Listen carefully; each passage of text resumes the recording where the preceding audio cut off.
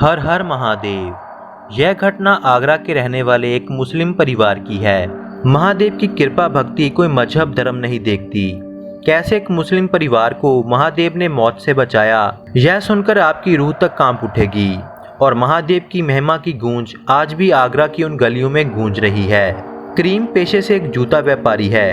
करीम ने बताया कि यह घटना 2005 की है, जब उनके घर पर भूत प्रेत का साया था और उन्हीं के पहचान वाले ने उनके घर पर आत्मा का प्रकोप डाला था। करीम कहते हैं कि मेरे पिताजी पाकिस्तान से आए थे और आगरा में उनका कारोबार था। 1947 से पहले ही वह आगरा शिफ्ट हो चुके थे और मोची का काम करते करते उन्होंने जूते का छोटा सा कारोबार शुरू किया था। करीम बताते हैं कि जिस मोहल्ले में उनका घर था, उस मोहल्ले में सिर्फ एक ही मुस्लिम का घर था, बाकी सभी घर हिंदू परिवार के थे और गली में एक पुराना शिव मंदिर भी था। बचपन से ही मंदिर के भजन कानों में पढ़कर दिन की शुरुआत होती थी और दिल में एक विश्वास महादेव के लिए बन चुका था। जब हमारे पिताजी हमें मस्जिद लेकर जाते तो वह कहते कि धर्म सारे एक ही हैं, भगवान एक है। जैसे हमारे दिन की शुरुआत महादेव के नाम से होती है, इससे हमारा धर्म नहीं बदलेगा और ना ही कोई मन में नफरत आएगी। इस तरह से महादेव के नाम से लगाव मुझे बचपन से ही था। समय के साथ साथ मोहल्ला खाली होने लगा और आज गली में एक भी हिंदू फैमिली नहीं रहती, लेकिन मंदिर आज भी वहीं पर खड़ा है। साल 2005 की बात है, जब मैंने अपने पिता के छोटे से कारोबार को बड़ा किया और काम में काफ़ी तरक्की की और अपने घर को भी नया बना लिया। लेकिन हमारी खुशी को किसी की नज़र लग गई और हमारे नए घर में कुछ ऐसा हुआ कि हमारे रातों की नींदें उड़ गई। घर में प्रवेश करने के कुछ दिनों बाद ही सारे परिवार को घर में अजीब अजीब सी आवाज़ें सुनाई देने लगी। पहले तो सारे परिवार ने इग्नोर किया, लेकिन आवाज़ें दिन पर दिन बढ़ती चली गई।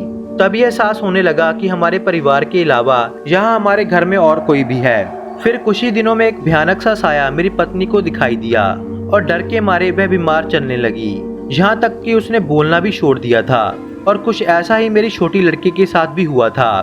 परिवार मौत की कगार पर था और कारोबार दिन पर दिन कम हो रहा था। 2005 जनवरी की बात है, जब एक रात मैं अपने कमरे में सो रहा था।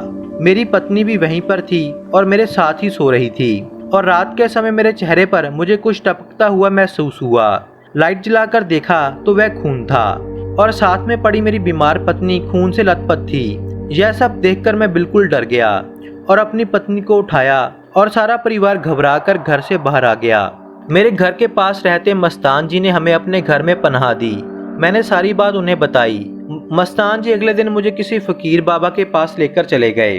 फकीर बाबा ने कहा कि तुम्हारे घर में आत्माओं का पहरा है और वह आत्माएं तुम्हारे घर से मौत लेकर ही जाएंगी और तुम्हारे घर का यह हाल किसी तुम्हारे करीबी ने ही किया है। जब हमने फकीर बाबा से इसका हल पूछा तो उनका जवाब सुनकर मैं बिल्कुल दंग रह गया। फकीर बाबा ने कहा कि इस मौत को तो मौत का देवता ही टाल सकता है, जिसके हाथ में काल है। वह महाकाल तेरे दिल में बसते हैं। यह सुनकर मैं घर आ गया। महाकाल हमारी दुविधा कैसे दूर करेंगे, मैं यह सोचता ही चला जा रहा था। अगर मैं मंदिर गया तो लोग क्या सोचेंगे, मंदिर जाकर मैं पूजा करूंगा, यह सोच सोच कर मैं बेहाल हो रहा था। उधर हर रात हमारा जीना बिल्कुल मुश्किल था। अब तो जोर जोर से थप्पड़ भी पड़ने लगे थे और वह डरावनी आवाजें घर में रुकने नहीं दे रही थी। सुबह होते ही सब कुछ बंद हो जाता।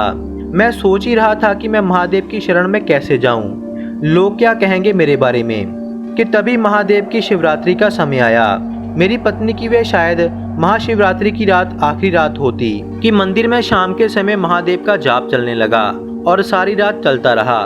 मुझे मंदिर जाने की जरूरत ही नहीं पड़ी। महादेव खुद इस गरीब मुस्लिम करीम के परिवार को बचाने आए।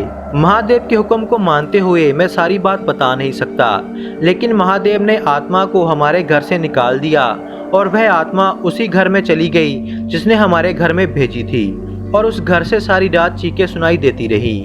हैरानी की बात तो यह थी कि मेरी पत्नी और बच्ची उसी रात बिल्कुल ठीक हो गए।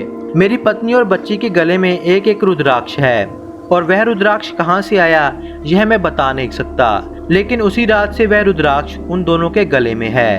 अगर आप महादेव के सच्चे भक्त हैं तो जो बात मैंने नहीं बताई वह अपने आप ही समझ जाओगे। हर हर महादेव।